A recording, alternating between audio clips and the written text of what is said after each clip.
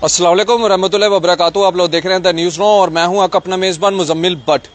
नाज़रीन इकराम, आज CEC यानी कि चीफ इलेक्शन कमिश्नर के द्वारा जो है वो प्रेस कॉन्फ्रेंस की गई, जिसमें 2 सीटों को लेकर जो थी वो बाई इलेक्शंस होनी थी। एक सीट जो थी वो बड़गाम की थी और एक सीट नगरोटा की थी।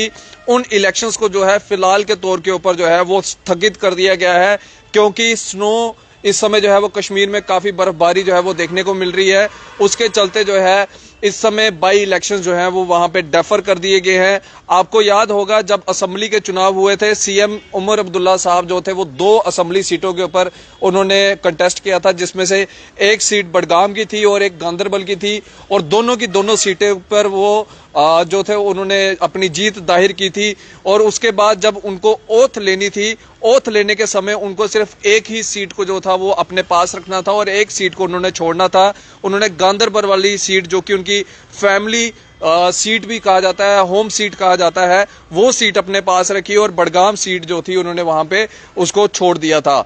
उसी के चलते आपको बता दें, नगरोटा कॉन्स्टिट्यूंसी से जीते हुए हमारे माइनॉर्स लीडर भाजपा के सीनियर नेता लेट दविंदर सिंह राणा जी, उनकी जो है वो आपातकालीन मृत्यु जो है वो हो जाती है, जिसके चलते नगरोटा सीट की भी जो थी वो दोबारा से चुनाव होने थे और बाई इलेक्शन जो थे वो कंडक्ट करवाए जाने थे। और आज वो बाई इलेक्शन जो है वो उसकी डेट्स जो थी वो अनाउंस की जानी थी। और आपको बता दें कि जो प्रेस वार्तालाप हुई है, उस प्रेस वार्तालाप के अंदर जो है इन इलेक्शंस को जो है वो स्थगित कर दिया गया है, क्योंकि इस समय जो कश्मीर के अंदर वेदर बना हुआ है, उस वेदर के चलते जो है वहां पे इलेक्शंस जो है वो दोबारा से नहीं हो सकते, जिसके कारण जो है इन इलेक्शंस को जो है वो डेफर किया गया है। ये इस समय की बड़ी खबर है।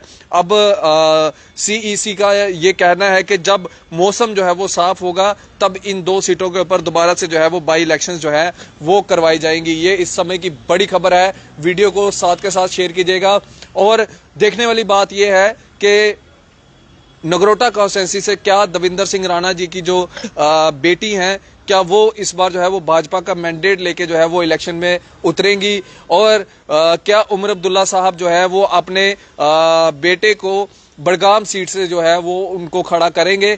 ये एक बड़ा सवाल या निशान है। और इस बार जीत जो है वो किसकी जाहिर होती है, क्या नेशनल कॉन्फ्रेंस की होती है या भाजपा की होती है, वो एक बड़ा सवाल या निशान रहेगा। और वो चीजें जो है तब साफ होंगी, तब क्लियर होंगी जब ये बाई इलेक्शंस जो है वो अनाउंस की जाएंगी। उसके बाद पता चलेगा कि जीत जो है वो किसकी होती है। और आपको बता दें कि ये बाई इलेक्शंस जो थे वो बड़ी ही जल्दी जो थे वो अभी कंडक्ट करवाए जाने थे, लेकिन मौसम के लिहाज से जो है इन इलेक्शंस को जो है वो डेफर किया गया है। अभी तक जो जानकारी हमें है, जो हम तक जो जानकारी पहुंची है, वो जानकारी अब तक साझी कर रहे हैं। आप भी अपनी राय इस वीडियो के कमेंट सेक्शन में जो है वो रख सकते हैं कि नगरोटा कॉन्स्टिट्यूंसी से जो है वो कौन जीत सकता है और बडगाम कॉन्स्टिट्यूंसी से कौन अपनी जीत जो है वो जाहिर कर सकता है। आप इसी तरह से बढ़ रहे हैं द न्यूज़ नाउ के साथ। मुझे दीजिए इजाजत। आदाब व अस्सलाम वालेकुम।